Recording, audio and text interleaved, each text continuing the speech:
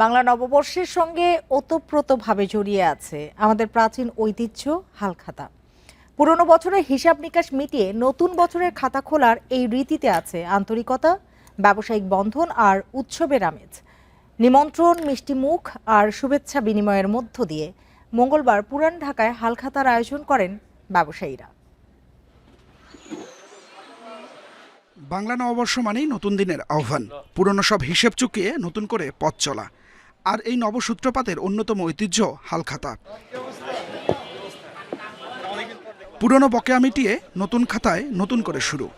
একটা লাল খাতা আর তার পাতায় জমে থাকে সম্পর্কের গল্প।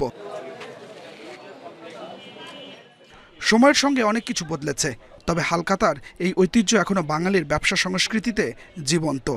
আধুনিকতার ছোঁয়ায় অনেক পরিবর্তন এলেও তাঁতিবাজারের ব্যবসায়ীদের কাছে হালখাতার আবেদন আজও অমলিন। কিছু বাকি পাওনা থাকে, এগুলো তাদেরকে এই জানিয়ে দেই যে আপনারা আসবেন, আমাদের পক্ষ থেকে আপনার দাওয়াত রইল। শুভ হালখাতার মধ্যে তারা অবশ্যই উপস্থিত থাকে আমাদের প্রতিষ্ঠানে, ঠিক আছে। আর বাকি পাওনা লেনদেনগুলো এগুলো আমাদের সব পরিশোধ করে দেয়। আমি যদি হালখাতাটা না করি তাহলে আমার ছেলে তো করবে না, যার কারণে আমার হালখাতাটা ধরে রাখতে হয়। বা কিছু কাস্টমার আসলে আপনার সবার সাথে একটু ইন্ট্রোডিউস করা হয় সবার সাথে। বর্তমান প্রজন্মের যারা আছে তারা যেমন এটা ধরে রাখতে পারে বা বুঝতে পারে যে একসময় হালখাতা এরকম একটা আনন্দ ছিল। শুধু হিসাবের খাতা নয়, বছরের প্রথম দিনে হালখাতা হয়ে ওঠে এক মিলন মেলা।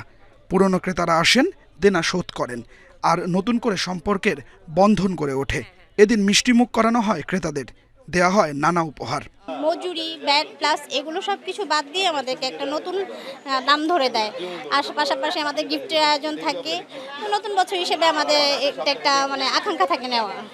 যাদের সাথে আমি ব্যবসা করে আসছি বাৎসরিক পুরা, তাদের সাথে বছরে একটা মিলন মেলা হয় আমার। তো এই হিসাবে তাদেরকে সবাইকে নিমন্ত্রণ করা হয়, সবাই আসে, হাসি মুখে কিছু মিষ্টি পান করে। আমরা যেহেতু ওনাদের ব্যবসা, যেহেতু আমরাও কেনাকাটা করি, এখানে একটা ভালো একটা সম্পর্ক, এই জন্যই আমরা সব মিলেই আসছি। নতুন বছরে শুরু হোক সম্পর্কের নতুন রঙে। হালখাতার পাতায় লেখা হোক ক্রেতা বিক্রেতার বিশ্বাসের গল্প। Adilur Rahman, independent news, Dhaka.